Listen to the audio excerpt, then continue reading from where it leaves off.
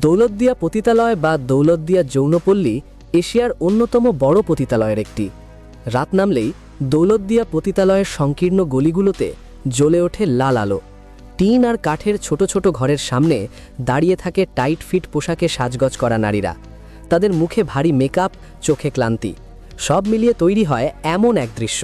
দৌলতদিয়া পতিতালয়ে হাসিটাও পেশার অংশ, আর বেঁচে থাকাটা এক ধরনের সংগ্রাম।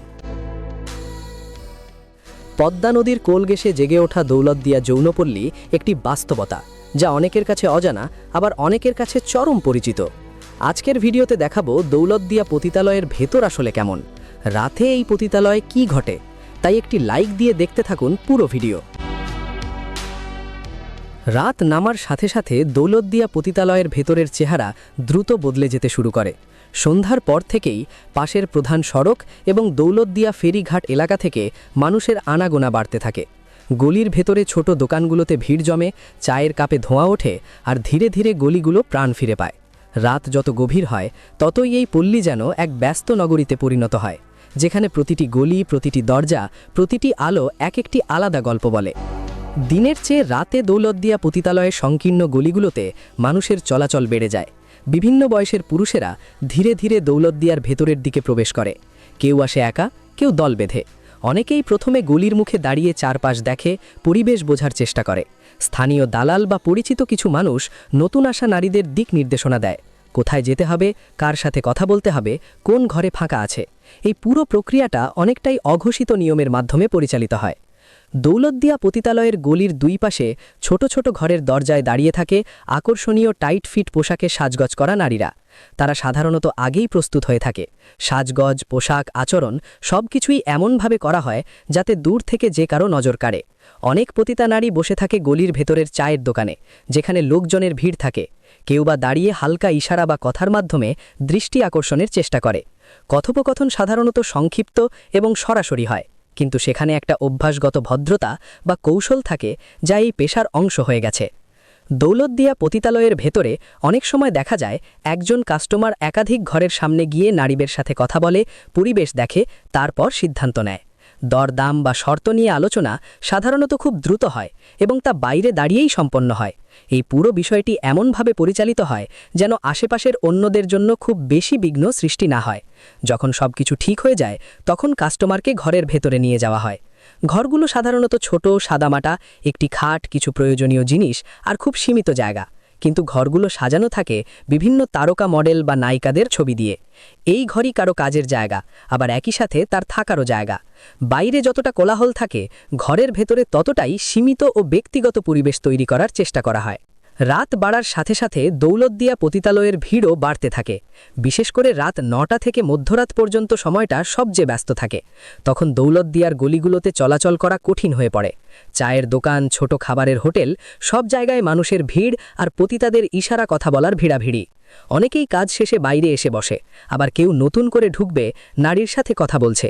এই আসা যাওয়ার মধ্যেই পুরো পল্লীর অর্থনৈতিক চক্র ঘুরতে থাকে। দৌলতদিয়া পতিতালয়ে এই ব্যস্ততার মাঝেও একটা অদ্ভুত ছন্দ রয়েছে। কে কখন কাজ করবে, কে বিশ্রাম নেবে, কে নতুন কাস্টমার নেবে, সব কিছুই অভিজ্ঞতা দিয়ে নিয়ন্ত্রিত হয়। কেউ একটানা কাজ করে, আবার কেউ মাঝে মধ্যে বিরতি নেয়, কারণ এই কাজে শুধু শারীরিক না, মানসিক চাপও অনেক বেশি। রাত যত গভীর হয় দৌলতদিয়া পতিতালয়ে ক্লান্তির ছাপ স্পষ্ট হতে থাকে। তবুও কাজ থামে না, কারণ এখানে প্রতিটি রাত মানে আয়ের সুযোগ, আর প্রতিটি সুযোগই বেঁচে থাকার জন্য গুরুত্বপূর্ণ। অনেকের জন্য একটি রাত ভালো গেলে পুরো সপ্তাহটা কিছুটা স্বস্তিতে কাটে। ভোরের আলো ফোটার সাথে সাথে দৌলতদিয়ার চেহারা পুরোপুরি বদলে যায়।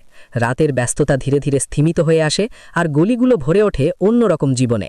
কেউ গোসল করে এসে ভেজা চুল শুকাচ্ছে, কেউ রঙিন কাপড় পরে দিনের প্রস্তুতি নিচ্ছে, আবার কয়েকজন মিলে আগের রাতের গল্পে মেতে উঠেছে।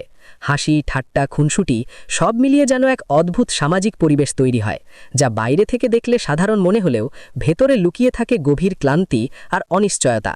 এখানে প্রতিটি সকাল মানে নতুন করে নিজেকে গড়ে তোলা, আবার আয়নার সামনে দাঁড়িয়ে নিজের ভেতরের মানুষটাকে আড়াল করে অন্য একটি মুখ তৈরি করা। সকাল গড়াতে গড়াতে পল্লীতে আবার মানুষের আনাগোনা শুরু হয়। সাজগজে কেউ পিছিয়ে নেই। রংচটা মেকআপ, কড়া পারফিউম, রঙিন পোশাক সবকিছু মিলিয়ে তৈরি হয় এক কৃত্রিম চাকচিক্য। কিন্তু এই বাহ্যিক সাজের আড়ালে লুকিয়ে থাকে কঠিন বাস্তবতা। অনেক নারী এখানে এসেছে দারিদ্র্য, প্রতারণা কিংবা জীবনের কঠিন পরিস্থিতির কারণে। কেউ স্বেচ্ছায় নয়, বরং বাধ্য হয়েই এই জীবনে পা রেখেছে। তাদের প্রতিটি দিন, প্রতিটি মুহূর্ত এক ধরনের মানসিক চাপের মধ্যে দিয়ে কাটে, যেখানে নিজের ইচ্ছার চেয়ে বেঁচে থাকাটাই বড় হয়ে ওঠে। রাজধানী ঢাকা থেকে প্রায় ১০০ কিলোমিটার দূরে অবস্থিত এই পল্লীটি কয়েক দশক ধরে টিকে আছে। এখানে হাজার হাজার নারী কাজ করে, যাদের অনেকেরই জন্ম এখানেই, আবার অনেকেই দেশের বিভিন্ন প্রান্ত থেকে এসেছে। দৌলতদিয়া শুধু একটি জায়গা নয়, এটি একটি পূর্ণাঙ্গ অর্থনৈতিক ব্যবস্থা, যেখানে পরিবহন, দোকানপাট, খাবারের হোটেল সবকিছুই কোনো না কোনোভাবে এই পল্লীর সাথে জড়িত। পদ্মা নদীর তীরবর্তী অবস্থানের কারণে একসময় এই ঘাট দিয়ে প্রতিদিন হাজার হাজার মানুষ পারাপার করত, আর সেই যাতায়াতই ছিল এই পল্লীর বড় গ্রাহক উৎস। এখন পরিস্থিতি কিছুটা পাল্টালেও সেই নির্ভরতা পুরোপুরি শেষ হয়নি। দৌলতদিয়া পল্লীর ভেতরে ছড়িয়ে আছে অসংখ্য ব্যক্তিগত গল্প, যেগুলো বাইরে খুব কমই আসে। অনেক নারী প্রতারণার শিকার হয়ে এখানে এসেছে, আবার কেউ এসেছে পরিবারের দায়িত্ব কাঁধে নিয়ে। তাদের স্বপ্ন, ভালোবাসা, ইচ্ছা সবকিছুই ধীরে ধীরে বদলে গেছে বাস্তবতার চাপে। শিশুদের জীবনও এখানে ভিন্ন রকম। অনেকেই এই পরিবেশেই জন্ম নেয়, বড় হয় এবং একটি অনিশ্চিত ভবিষ্যতের দিকে এগিয়ে যায়। কিছু স্কুল এবং উদ্যোগ থাকলেও সেই প্রচেষ্টা এখনও খুব সীমিত। স্বাস্থ্য ঝুঁকি দৌলতদিয়া পতিতালয়ের আরেকটি বড় সমস্যা। এইচআইভি, এইডস সহ বিভিন্ন রোগের ঝুঁকি এখানে সব সময় বিদ্যমান, কিন্তু পর্যাপ্ত চিকিৎসা বা সচেতনতার অভাব পরিস্থিতিকে আরও জটিল করে তোলে। অনেকেই অনিরাপদ ওষুধ বা চিকিৎসার ওপর নির্ভর করে, যার ফলে শারীরিক ও মানসিক ক্ষতি আরও বেড়ে যায়। এই বাস্তবতায় অনেক কষ্ট, অনেক মৃত্যু সবই ঘটে নীরবে, আলোচনার বাইরে। দৌলতদিয়া আমাদের সমাজের এক ধরনের দ্বিচারিতার প্রতিচ্ছবি। দিনে আমরা নৈতিকতার কথা বলি, এই বাস্তবতাকে অস্বীকার করি, কিন্তু রাতে সেই বাস্তবতার অংশ হয়ে যাই। তারপর আবার সবকিছু ভুলে গিয়ে স্বাভাবিক জীবনে ফিরে যাই। এই নীরব সম্মতির ওপরই দাঁড়িয়ে আছে এই পল্লী। এখানে থাকা নারীরা কোনো নায়ক নয়, কোনো খলনায়কও নয়। তারা পরিস্থিতির শিকার, সমাজের এক অবহেলিত অংশ। দিনের শেষে দৌলতদিয়া শুধু একটি স্থান নয়, এটি একটি প্রশ্ন, আমাদের সমাজ, আমাদের মূল্যবোধ এবং আমাদের দায়িত্ব নিয়ে। যতদিন আমরা এই বাস্তবতাকে দূর থেকে দেখে এড়িয়ে যাব, ততদিন এই পল্লীর রাতগুলো একই থাকবে, অন্ধকারে ঢাকা, অজানা গল্পে ভরা, আর অসংখ্য মানুষের নীরব কষ্টের সাক্ষী হয়ে। প্রিয় বন্ধুরা, দৌলতদিয়া যৌনপল্লীর এই বাস্তবিক ভিডিওটি যদি আপনাকে ভাবতে বাধ্য করে, তাহলে একটি লাইক দিন, আপনার মতামত কমেন্টে জানান, আর এমন বাস্তব জীবনের গল্প পেতে চ্যানেলটি সাবস্ক্রাইব করুন, কারণ প্রতিটি রাতের পেছনেই লুকিয়ে থাকে একটি অজানা গল্প, আর আমরা সেই গল্পগুলোই আপনাদের সামনে তুলে ধরি।